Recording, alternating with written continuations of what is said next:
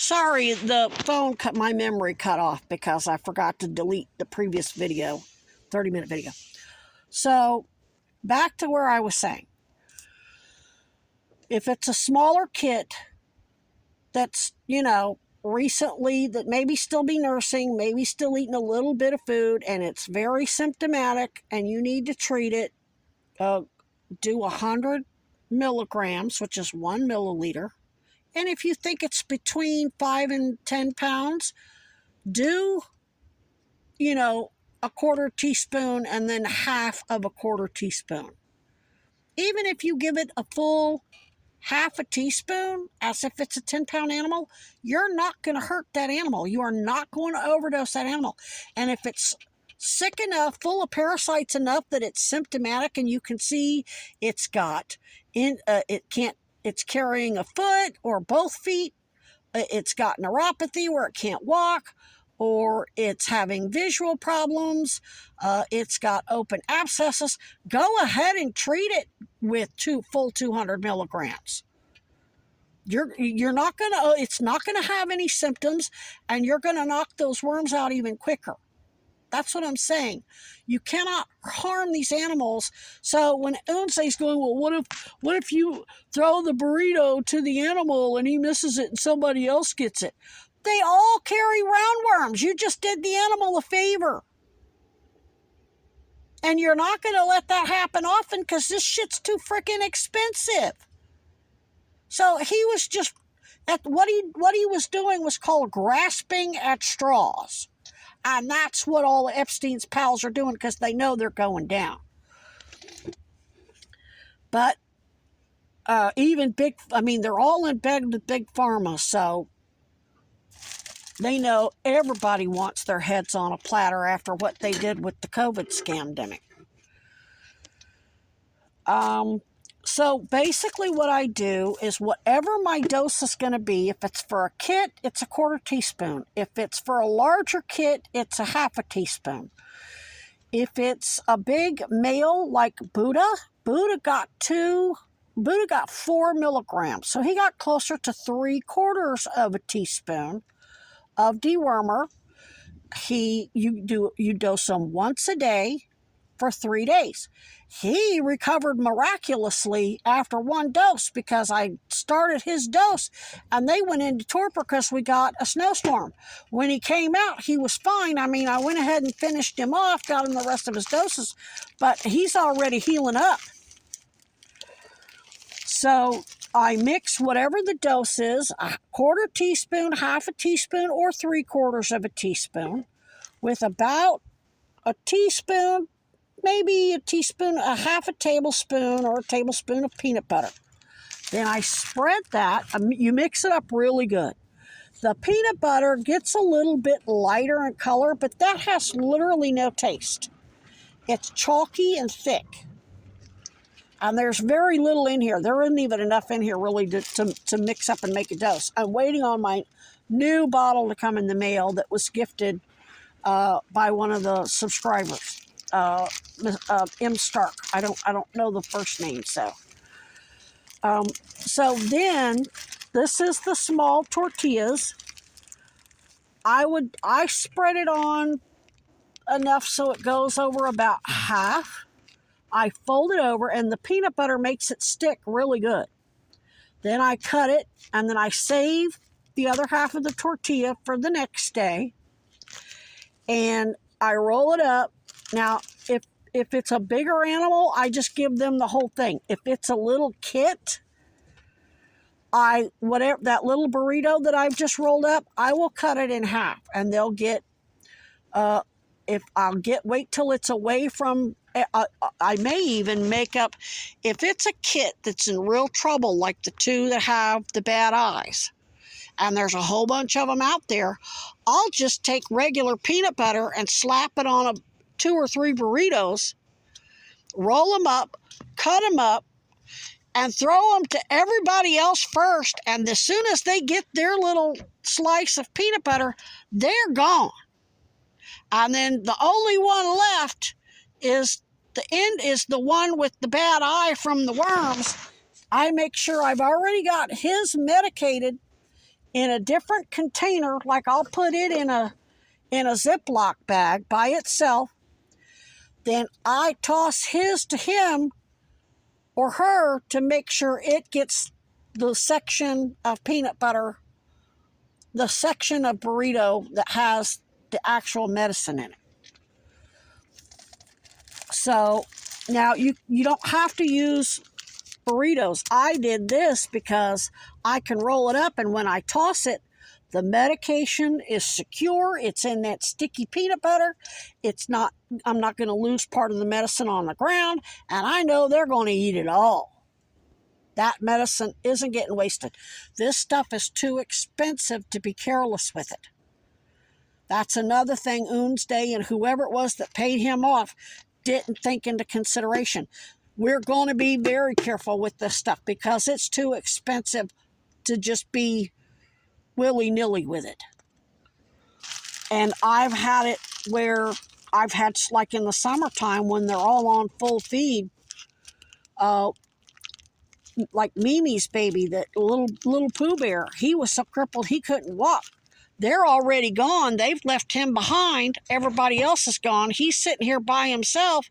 That's when I dosed him.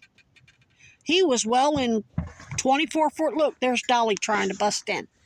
Dolly was. She's trying to, but that's her. That's Kung Fu Dolly. That's how I know when they're...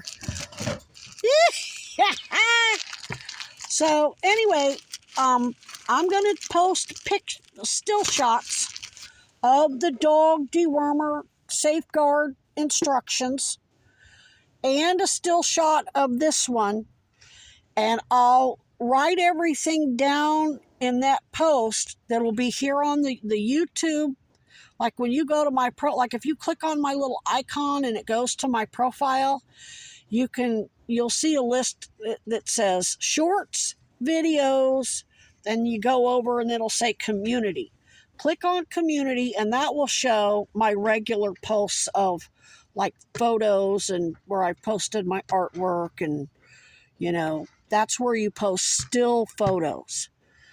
And then you don't have to just post a video on YouTube. You can go to community and post a regular photo, which it'll be a screenshot. But anyway, I'll have everything there, so it'll be a little easier. You can just take a screenshot of that, and that way you always got it on your phone, so you don't have to keep watching this video whenever you're ready to figure out how you want to dose your animal. But what I was saying is, like, I watch Olga's Palais. She's able to hand her raccoons come up to her window at her apartment, and she'll hand them a cookie out the window. If you're able to do that, if you've got that rapport with the animals, get your cookie, scrape the cream off, and mix it with of course, the dewormer. It's so thick that you really need something a little thicker than the cream on the cookie. But you could mix the cream in with a little bit of peanut butter and then mash that put that back on the cookie that like you take the Oreo and you eat the cream off first and then you eat the two cookie parts. Well, you can just put the peanut butter and then remake the cookie with the peanut butter and then hand the cookie with the medicated peanut butter to the animal, and you can dose them that way. With Annie's two, I hadn't thought of all this yet. I would take the dog kibble and put it in one of my empty, like whatever I got at the store, deli. I would put the kibble in here, put a little water in it till it got soft and it would be mushy. Then I would put the medication in there and then I would set it down. And because both of her baby, they were so full of worms, they all needed treatment. They all sat and ate their individual, I had several of these. They all sat and ate their individual dog food with their medication in it. It wasn't an issue because that whole family needed it. And they were the first ones here. There was never, a competition. And since it was just wet dog food, as long as I scattered regular kibble out everywhere, everybody else was busy getting the hard, crunchy kibble elsewhere. They weren't interested in coming up and competing with Annie and her 3 cubs for wet, mushy kibble. So, that's not an issue. But also, I don't remember if I've covered it, but I think I just did that. If you've got a bunch of them there at once and you only need to medicate one, let's say you've dewormed everybody else and now you've got a new family and they need medication, distract the other, make a few up that just have plain peanut butter with no meds in it, slather it on there, roll it up, cut it into several sections, and toss all the ones that you don't need to medicate, and they're going to take their booty and go. They're going to get the hell out of Dodge. And then the other ones, the ones you need to medicate, will be anxiously waiting for theirs. And then that's when you make sure you grab the little sections of peanut butter burrito that have the medicine in it. And if you have one adult and 3 kits, make sure you keep the adults separate from the kits. But even if you get it mixed up, it is not, and you give the kit the adult's dose, it is not going to hurt that kit. This stuff is basically as toxic as chalk. Trust me, it would be let's say you miss the animal, your target animal 3 times. You're going to learn, you're going to figure it out to get it right because you've just wasted 3 doses. That's money down the drain. I don't know how everybody, Mimi does things her way, Jim does his things his way, I'm dealing with things my way. I don't know, the best way for me to help you come up with the system to get your animals dosed, maybe to do a video of you and how you do your raccoons, and I can watch, and then I can come up with a plan based on your video, because that's what I do, is contingency planning. That's my gift. I can watch your videos and go, okay, here's an idea for you, and then like Christopher Robin, I still don't know how the hell I'm going to get him dewormed because he won't eat peanut butter. He won't eat peanuts. I've tossed him a burrito with medicated in it, and he just left it. Thank God Buddha got it. I said, okay, Buddha, you're going to get dewormed, and then I went ahead and finished off. But he's a rare breed, so but he will only eat dog food. So what I'm going to have to do, he comes by himself most of the time. Christopher Robin doesn't come when there's others, and if he does, it's usually only females. And since they will not be interested in he'll walk right up to me. So I will get him dewormed by doing the wet dog food thing and putting it in the dog food to make sure he gets dewormed. So, whatever system you have with your animals, and you have some animals that are picky and won't eat this, just let me know in the comments or make a video, and then put a link to your video in the comments on either my community post about this stuff or this video about this stuff. If this is going to be 2 parts, obviously. And then that way, or you can send me an email and send me the link that way. And that way I can watch your video and go, okay, here you can get this animal dosed this way, or this animal looks like it needs a half a teaspoon or a 1/4 teaspoon, or you might need to go more than 3 days. You might have to go 3 or 4 or 5 days for the first dose if it's severely infested.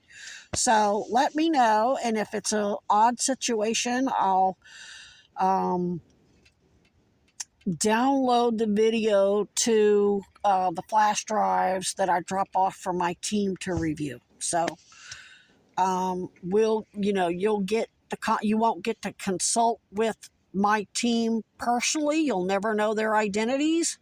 That's for their safety and mine, because without them I'd be dead. They're making sure I get treated for sepsis. whenever I go septic from the cancer, and that's another reason why they're being hunted. So I can never reveal their identities or put, at some point, once the special prosecutors go public with my case, if they decide they feel safe and they want to reveal themselves, that will be up to them.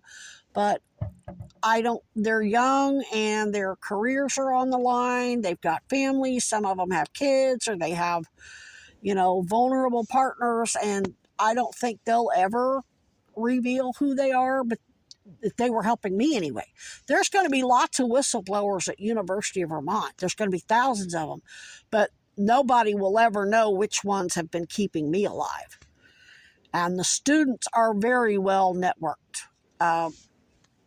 I've had students helping me in Missouri. They filed their own whistleblower lawsuits against the University of Missouri. $50 million they were suing them for.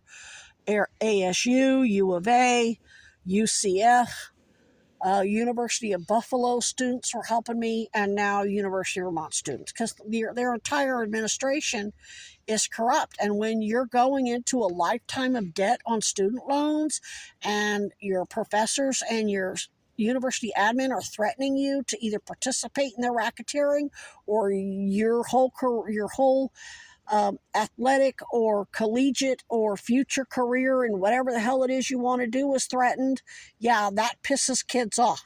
You don't charge kids $30,000 a year and then force them and then say, you got to participate in our racketeering, or you don't get to be a social worker, you don't get to be a nurse, you don't get to be a doctor, you don't get to be, you either help us in our fraud scams or we'll just destroy you. Students aren't the fucking ones to threaten. Ain't nothing more dangerous than a bunch of kids with cell phones. Those kids, they stay connected. And it's really the students that are saving all of our asses. Nope, they don't know that. They don't want recognition. They don't care about that.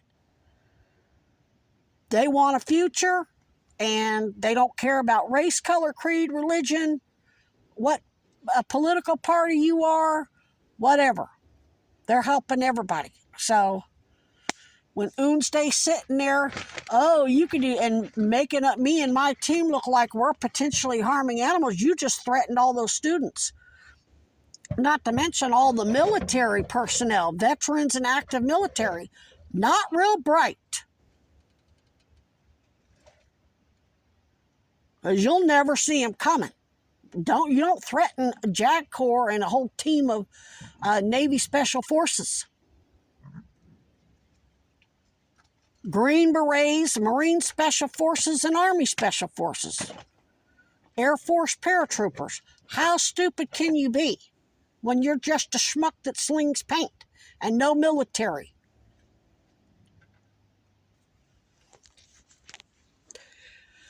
And he can't say he didn't know.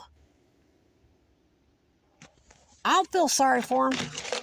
Anyway, so there's the video on how I deworm, how I get it to them, and how I know for a fact I'm not hurting these animals, and there's really no potential for me to hurt them, because I don't have the money to be stupid with this. This is very precious stuff to me.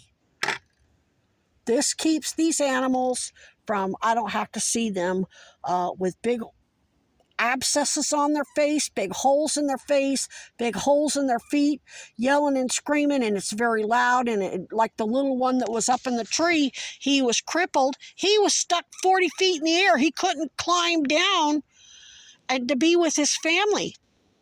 So I had to get Mama dewormed, so when she went up there and nursed, then it got some of the dewormer benefit, and then it could leave. That baby was 40 feet in the air, about 100 yards away, and it screamed all night long because Mama and the other babies were out. She was teaching the other babies to come out and eat.